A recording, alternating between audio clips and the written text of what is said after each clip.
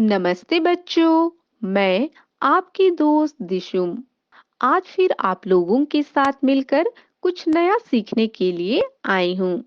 अभी तक हम लोगों ने पदार्थों के पृथक्करण की हस्तचयन, थ्रेशिंग, निष्पावन, चालन, अवसादन, निस्तारण एवं निस्यंदन विधि के बारे में समझा। आज हम लोग पदार्थों के पृथक्करण की वाष्पन, संघनन, ऊर्ध्वपातन, निक्षेपण एवं प्रभाजी आसवन विधि के बारे में समझेंगे। वाष्पन पृथक्करण की वाष्पन विधि हमारे लिए बहुत ही महत्वपूर्ण है। इस विधि के द्वारा ही खारे पानी से या समुद्री जल से नमक को अलग किया जाता है, जो हमारे लिए बहुत उपयोगी है। जब कोई घुलनशील या यह कहे कि पानी में घुलने वाला ठोस पदार्थ जल में घुला होता है और हमें उस ठोस पदार्थ को जल से अलग करने की आवश्यकता होती है, तो इसके लिए हम पृथक्करण की वाष्पन विधि का उपयोग करते हैं। इसे एक प्रयोग के द्वारा समझते हैं। एक बर्तन में पानी लेते हैं और उसमें नमक घोल देते हैं। अब हमारे पास नमक और पानी का मिश्रण तैयार हो गया है। हमें इस मिश्रण से नमक और पानी को अलग करना है। बताइए किस तरह होगा? वाह, आपने बिल्कुल सही बताया। हम इस मिश्रण से भरे हुए बर्तन को गर्म करके, जिससे मिश्रण का पानी धीरे धीरे वाष्प बनकर उड़ने लगेगा।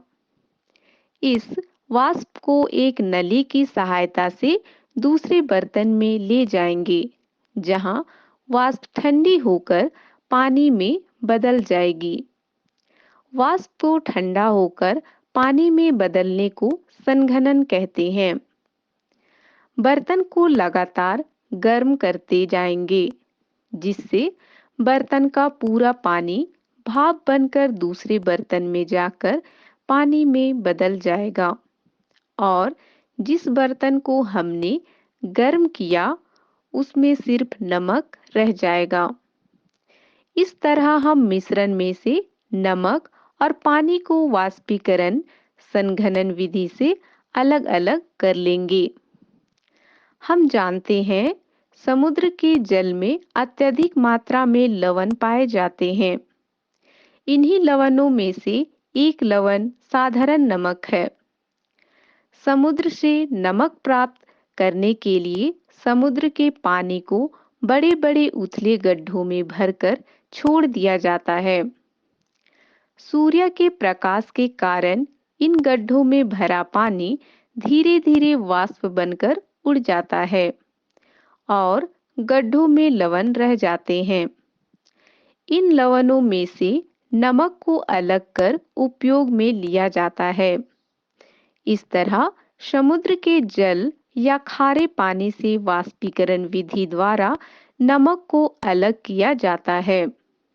प्रभाजी आसवन दो या दो से अधिक घुलनशील द्रवों जिनके क्वथनांकों में कम अंतर होता है, उन्हें अलग करने के लिए प्रभाजी आसवन विधि उपयोग में किया जाता है।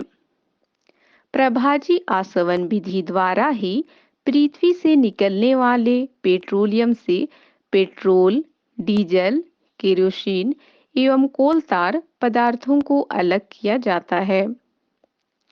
ऊर्ध्वपातन विधि किसी पदार्थ को गर्म करने पर वह पदार्थ ठोस अवस्था में सीधे गैस अवस्था में परिवर्तित हो जाता है। इसे ऊर्ध्वपातन कहते हैं और गैस अवस्था से बिना द्रव अवस्था में बदले सीधे ठोस अवस्था में परिवर्तित होने को निक्षेपण कहते हैं। ऊर्ध्वपातन विधि का उपयोग ऊर्ध्वपातित होने वाले पदार्थों को ऊर्ध्वपातित न होने वाले पदार्थों वाली अशुद्धियों से अलग करने में किया जाता है। जैसे नमक और फिटकरी के मिश्रण में से नमक और फिटकरी को अलग करने के लिए मिश्रण को एक कटोरी में लेते हैं। फिर एक कीप की नली को रुई से बंद कर कीप को कटोरी के ऊपर इस तरह उल्टा रखते हैं कि कटोरी से निकलने वाली वाष्प कीप से बाहर ना निकले। फिर कटोरी को लैंप की सहायता से गर्म करते हैं। गर्म करने पर मिश्रण में से कपूर वाष्प बनकर ऊपर उड़कर कीप की दीवार में टकराता है और ठंडा होकर कीप की दीवार पर ठोस के रूप में चिपक जाता है। इस तरह रेत और कपूर के मिश्रण में से ऊर्ध्वपातन विधि द्वारा फिटकरी कीप की दीवार पर जाकर एकत्रित हो जाती है, जिसे खुरच कर अलग कर लेते हैं और रेत कटोरी में रह जाता है। आज हमने पृथक्करण की वाष्पन, संघनन, ऊर्ध्वपातन, निक्षेपण एवं प्रभाजी आशवन विधि के बारे में जाना। आज के लिए बस इतना ही। कल हम फिर मिलेंगे और मिलकर कुछ नया सीखने का प्रयास करेंगे। तब तक के लिए बाय बाय दोस्तों।